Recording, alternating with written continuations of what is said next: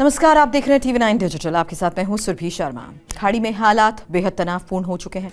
Iran और America के बीच टकराव सीधे सैन्य हमलों तक पहुंच गया है।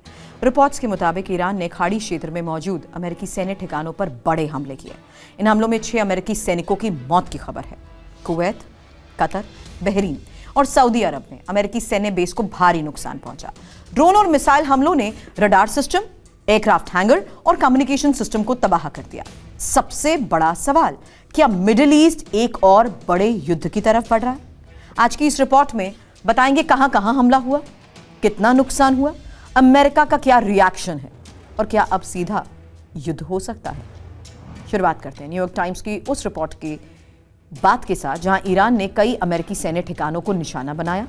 सबसे ज्यादा नुकसान कुवैत में बताया जा रहा है और बताया यह भी गया कि शुएबा पोर्ट में स्थित अमेरिकी टैक्टिकल ऑपरेशन सेंटर पूरी तरह तबाह हो चुका है। इस हमले में 6 अमेरिकी सैनिक मारे गए हैं। इसके अलावा अली अल सलेम एयरबेस पर भी बड़ा हमला हुआ। यहां एयरक्राफ्ट हैंगर डैमेज, सैन्य उपकरण नष्ट और कई ड्रोन स्ट्राइक हुई हैं। बताया यह भी गया कि ईरान ने कई वेव्स में ड्रोन अटैक किए हैं। पहले ड्रोन, फिर मिसाइल स्ट्राइक। ये ईरान की नई मिलिट्री स्ट्रैटेजी मानी जा रही है।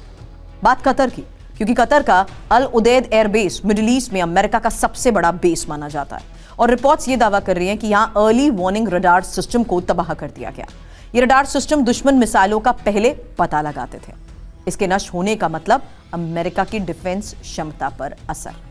बात बहरीन की, यहां अमेरिकी नौसेना के 5th फ्लीट मुख्यालय को निशाना बनाया गया और यह फ्लीट पूरे खाड़ी क्षेत्र में अमेरिका की नौसैनिक ताकत का केंद्र है। अगर यहां नुकसान हुआ तो समुद्री ऑपरेशंस प्रभावित हो सकते हैं। सऊदी अरब में भी हमले की खबर है। प्रिंस सुल्तान एयरबेस पर ईरानी मिसाइलों ने हमला किया और बताया यह जा रहा है कि communication system damage, refuelling aircraft को नुकसान, टेक्निकल इंफ्रास्ट्रक्चर भी प्रभावित। ये बेस अमेरिका के लिए बेहद रणनीतिक है। यहां से एयर ऑपरेशंस, निगरानी मिशन, लॉजिस्टिक सपोर्ट चलता है। सबसे बड़ा सवाल यह कि ईरान आखिर क्या संदेश देना चाहता है। विशेषज्ञों का यह मानना है कि ईरान सीधे युद्ध नहीं चाहता, लेकिन वो अपनी सैन्य क्षमता दिखाना चाहता है। यह एक प्रकार का स्ट्रैटेजिक प्रेशर अटैक माना जा रहा है, यानी सीमित हमला लेकिन बड़ा संदेश। ईरान ये दिखाना चाहता है कि अगर उस पर हमला हुआ तो वो अमेरिकी ठिकानों को निशाना बना सकता है। सवाल यही कि क्या अमेरिका जवाबी हमला करेगा। इतिहास बताता है कि अमेरिका अपने सैनिकों की मौत का जवाब देता है।